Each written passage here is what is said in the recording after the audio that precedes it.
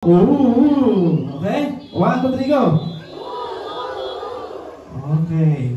Pag gumanyan ako mamaya, ibig sabihin sa story natin, merong something interesting to be happen. Merong kakaibang mangyayari pa? Oh, okay. Magaling. Hindi agad nalimutan, ha? Okay. Mamaya yung patulog-tulog, baka hindi, okay, walang matutulog, ha? Okay, si Jesus, siya ay naglalakad from Judea to Galilee. Lakad si Jesus, kasama niya ang kanyang mga disciples. 12 disciples and other people that wanted to follow Jesus. Lakad siya. Lakad. Sino naglalakad ng malayo? Meron. Tapos, nung tanghali na, napagod si Jesus. Ang dami niyang pawis. Ang sabi niya, ay, nakakapagod pala. Nakakapagod, maglakad. Sabi niya sa kanyang disciples, okay, mga disciples, bumili mo na kayo ng tinapay doon sa bayan para meron tayong pagkain.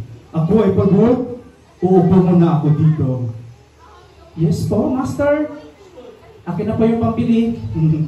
Wala pa pang pambili naman, pero meron silang pupuntahan para makakuha sila ng pagkain.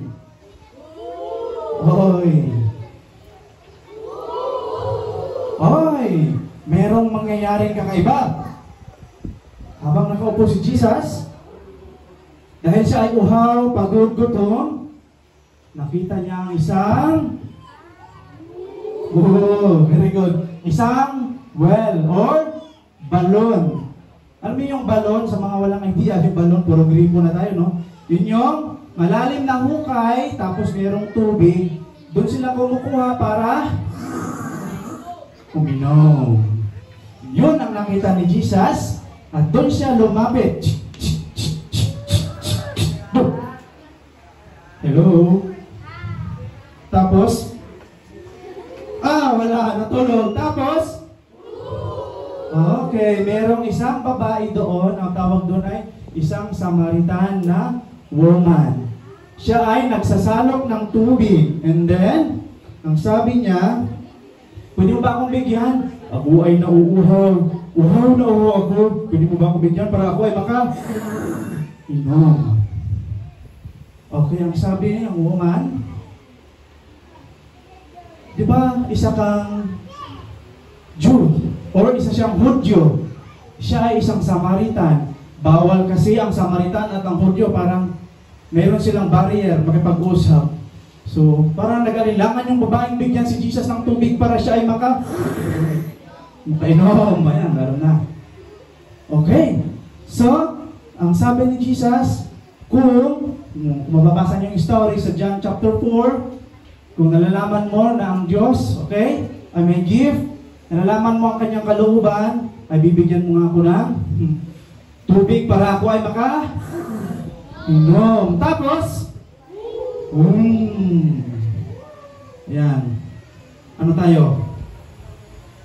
Kunting recap. Alam nyo ba, ang sabi ni Jesus, tubig na buhay, kaya nating mag-survive ng 7 days or 1 week without food, basta may tubig lang. Yung tubig na malinis, tubig na buhay. Hala, anong pinagkaiba ng tubig ng buhay at patay? Sino nang nakapunta sa bundok? Sino nakita ng falls? Waterfalls? Sino nang nakita ng lake? Si Pri dyan sa Banay. Yan, si Abby. Example ito, dagat. Kunwari, lake na lang yan. Naka-stack yung water. Hindi siya nagfo-flow, ibig sabihin yan, dead water.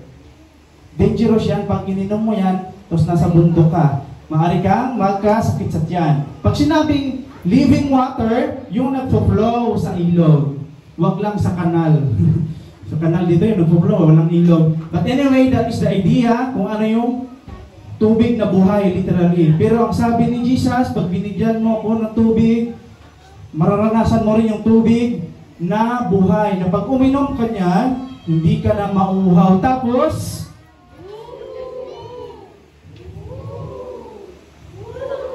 Oh, sino mas malakas? Dito, mamaya titingnan ko ha. Tapos, na-excite yung babae. Sabi, talaga? Jesus? May ganun pala? Wow! Gusto ko rin yan, Jesus. Saan na yung tubig na sinasabi mo? Gusto ko rin uminom. Dahil hindi na ako mauhaw kailanman. Pero ang sabi ni Jesus, hindi mo naintindihan yung sinabi ko. Ang ibig sabihin pala ni Jesus, yung water is yung gift from God, yung love ng Panginoon, yung kanyang Holy Spirit na pag naranasan mo, magkakaroon ka ng kasiyahan sa buhay. Kasi yung babae, malungkot pala yung babae. Umiiyak pala yung lagi. Kaya siya tanghali nagigib sa balon kasi siya ay malungkot.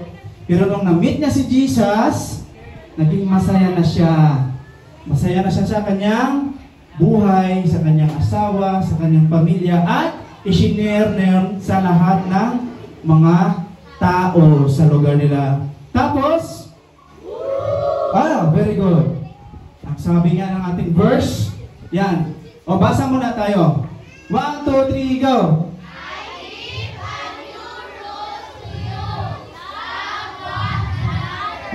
I give a new rule to you. Love one another. O, yan yung action niya. Kayo nga, gumaya kayo? I give a new rule to you.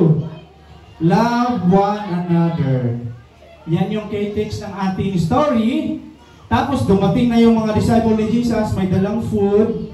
Tapos kumain sila, magsaya sila. At nalaman nila yung story about sa Samaritan woman, sa woman from the well.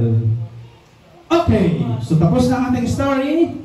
At sana ay maranasan din ninyo yung sinabi ni Jesus na kasiyahan na hindi na kayo mauuhaw kailanman pag lumapit tayo kay Jesus.